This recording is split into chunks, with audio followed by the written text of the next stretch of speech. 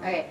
Hi, I'm Megan Valdez. I am a professor at A&M San Antonio. Prior to working as a professor at A&M, I was a postdoctoral researcher, which means that after I got my PhD, I worked on a research project with mosquitoes that are transgenic, which in a way tries to help control the mosquito population.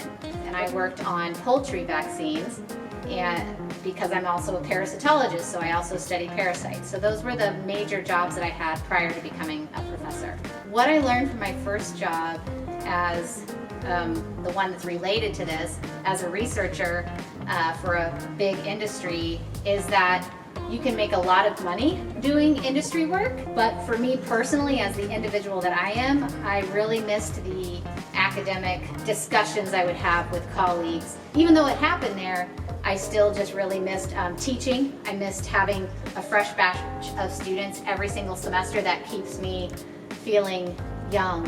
A high school senior, I wanted to be a physical therapist, and I worked as a physical therapy assistant. I guess that was sort of a job.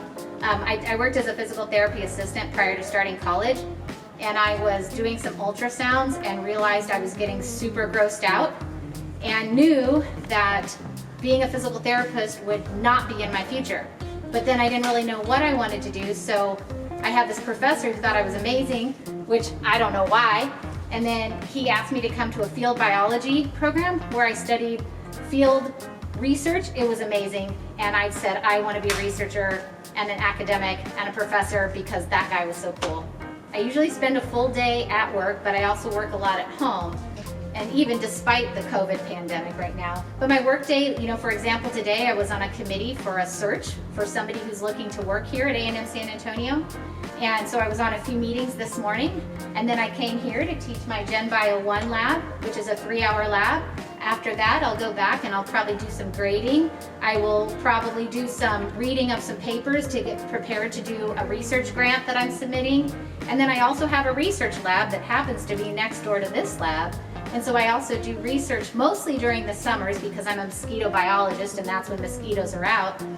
So it really depends on the season on which aspect I'm doing. But teaching has always been a major part of it, and mentoring undergrads is also a major part. The stuff that I do at home are things like grading and answering emails.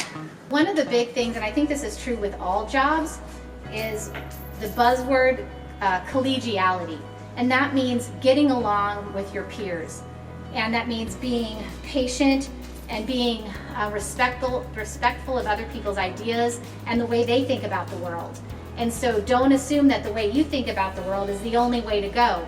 And so sometimes when people sort of forget those basic rules of collegiality, there ends up being tension, and then your workplace becomes a place you don't really want to go. I would say you maintain your collegiality and your willingness to work through differences, you'll be a happier person in your workplace. When pursuing a career in this field, it takes longer than you think to get where you want to get. And therefore, you have to be patient.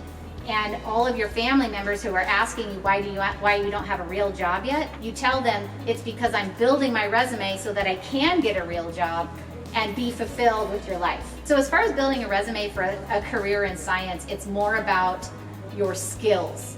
It's not as, it is, yes, about your job experience, but you want to highlight all the skills you've gained during your education. So for my students here at A&M San Antonio, we really try to work on building their skill set. And I always tell them when they're building their resume, hey, tell them you know how to use a micropipetter. And so, which we just learned in class. So that's something that they should list as relevant skills. It's huge. In addition, one other thing is if you're interested in becoming a researcher of any type, you want to get research experience with a professor, even as an undergrad, as early as possible. So regarding wages and salaries, especially as a woman, you cannot not negotiate. You must negotiate when you are trying to get a job.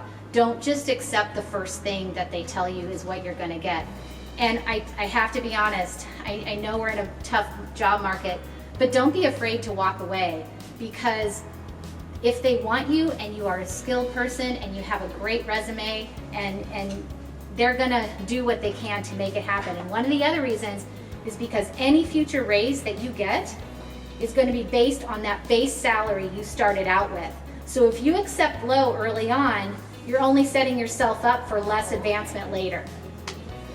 Right? And so that's why that one is so much more accurate. But hey, through mistakes, you learn, right? Yeah. How are you doing?